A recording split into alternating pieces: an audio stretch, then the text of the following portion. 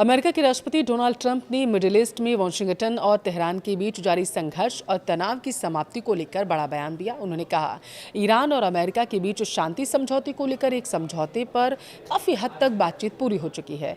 इससे 3 महीने पुराने युद्ध के खत्म होने और एक बड़ा समझौता होने की उम्मीद एक बार फिर से जगी है।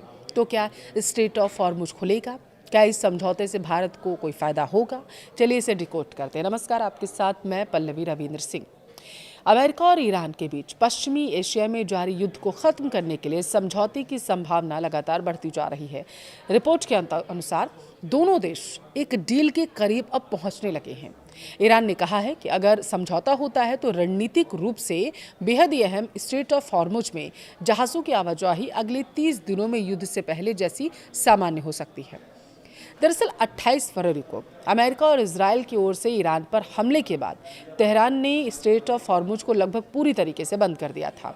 दुनिया की तकरीबन 20% ऊर्जा सप्लाई इसी समुद्री रास्ते से होकर गुजरती है। अमेरिका ने ईरानी बंदरगाहों पर नौसैनिक ब्लॉकेट भी लगा दिया था, जिससे ईरान की अर्थव्यवस्था बुरी तरीके से प्रभावित हुई थी। अब ट्रंप की घोषणा के बाद उम्मीद ये जगी है कि युद्ध जल्दी खत्म हो सकता है। दोनों देश MOU पर काम कर रहे हैं, जिससे हॉर्मुज को फिर से खोलने, ब्लॉकेड हटाने और कुछ अन्य मुद्दों को शामिल इसमें किया गया है।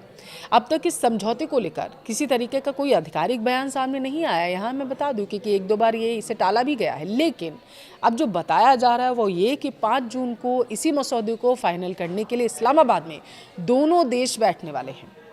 अमेरिकी विदेश मंत्री मार्को रूबियो ने दिल्ली में कहा है कि अगले कुछ घंटों में अच्छी खबर आ सकती है।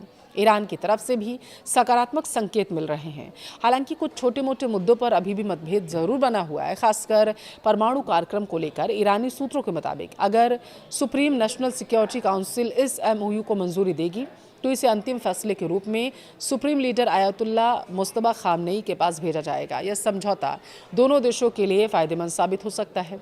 फिलहाल ईरान आर्थिक दबाव से तंग आ चुका है, जबकि अमेरिका उसके सहयोगी देशों को तेल की कीमतें कंट्रोल करने और क्षेत्र में स्थिरता चाहिए। बातचीत अभी अंतिम चरण में है और अगर सब कुछ ठीक रहा तो आने वाले दिनों में आधिकारिक घोषणा भी हो सकती है, जिससे न सिर्फ हॉर्मुज खुल पाएगा बल्कि पूरे क्षेत्र में तनाव भी कम होगा।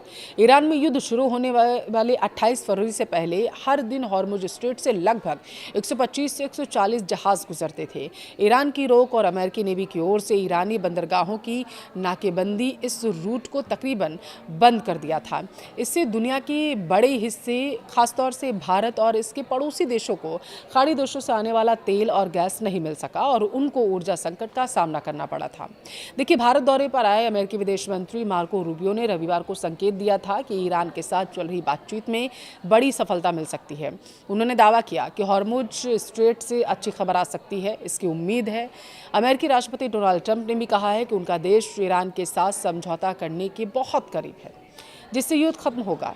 हॉर्मुज जल डमरू मध्य फिर से खुल सकेगा, ऐसी संभावना जताई जा रही है।